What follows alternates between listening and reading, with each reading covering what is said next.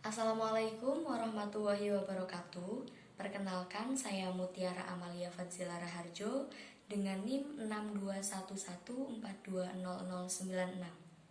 Saya merupakan mahasiswi dari Prodi Ilmu Keolahragaan Fakultas Ilmu Keolahragaan Universitas Negeri Semarang. Di video kali ini saya akan menyelesaikan tugas dari mata kuliah komunikasi olahraga.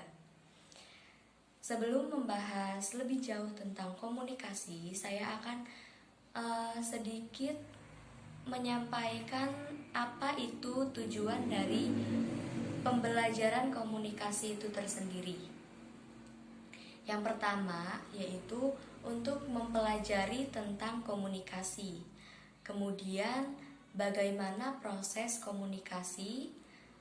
Selanjutnya ada membedakan komunikasi verbal dan non-verbal. Selanjutnya memahami tentang komunikasi yang efektif, mengidentifikasi sebab-sebab terjadi kesalahan dalam komunikasi atau miskomunikasi.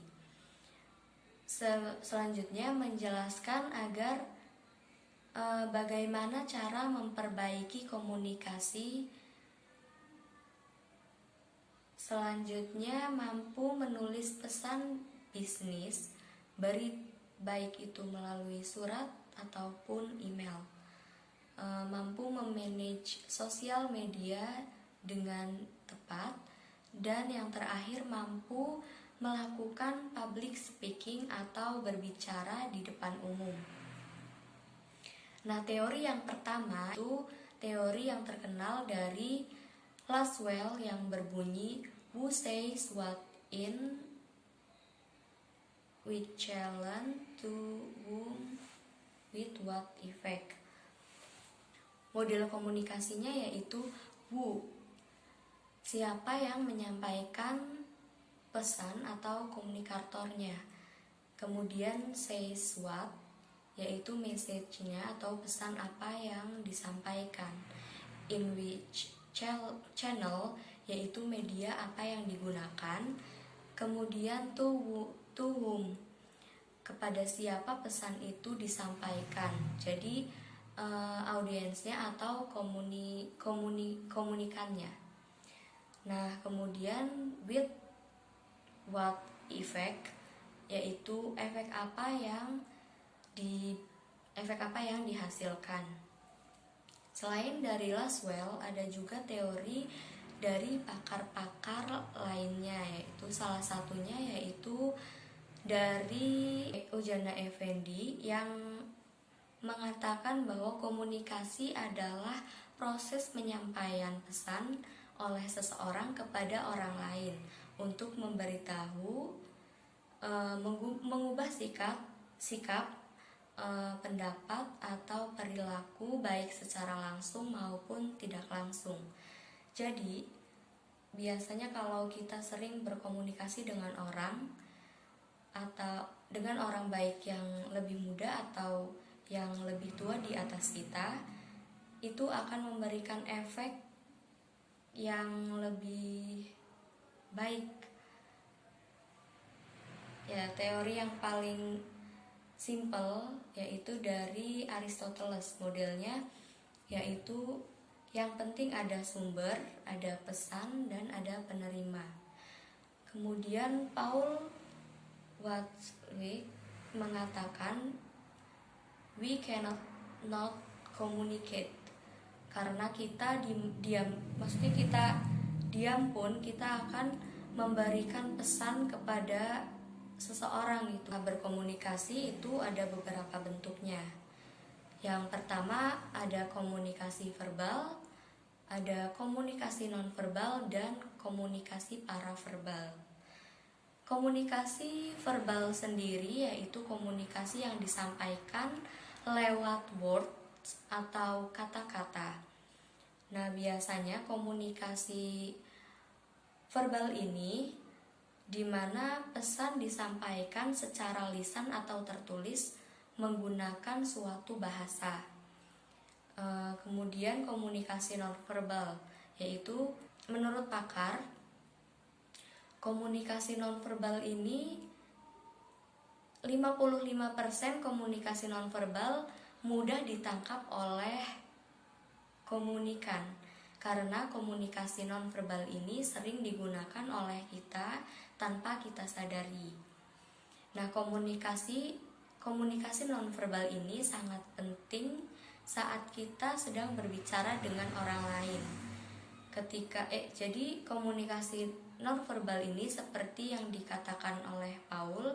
Jadi walaupun kita diam, gestur kita mampu memberikan pesan kepada orang lain. Misalkan dengan sahabat kita, tidak perlu dengan kata-kata, sahabat kita mampu mengetahui apa yang kita maksudkan. Jadi tanpa kita harus berbicara, sahabat kita sudah menyadari, sahabat kita sudah tahu apa yang kita maksud. Itu merupakan salah satu dari komunikasi nonverbal. Ada gestur, facial expression, postur, eye contact, paralinguis, dan appearance. Selanjutnya ada fungsi komunikasi nonverbal.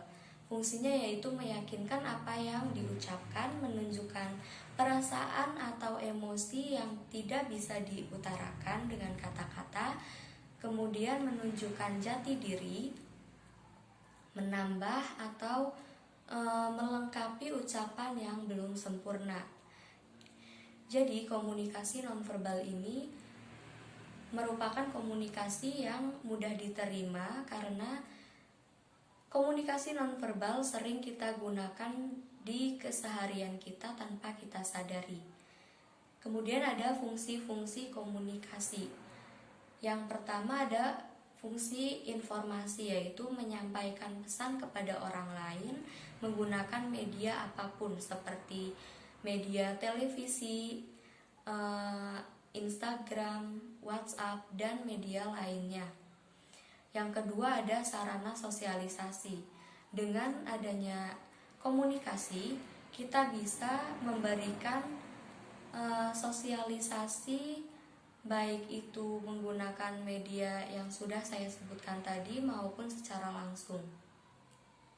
Kemudian yang ketiga ada motivasi, di mana fungsi komunikasi sendiri itu bisa sebagai sarana motivasi dengan kita mengkomunikasi. Yang keempat ada diskusi.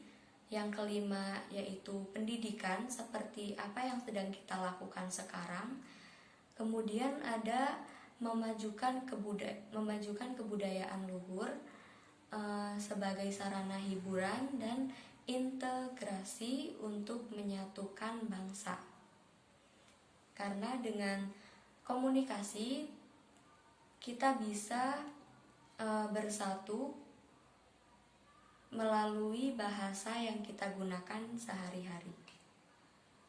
Terima kasih, mohon maaf apabila masih terdapat banyak kesalahan karena di sini saya juga masih belajar. Wassalamualaikum warahmatullahi wabarakatuh.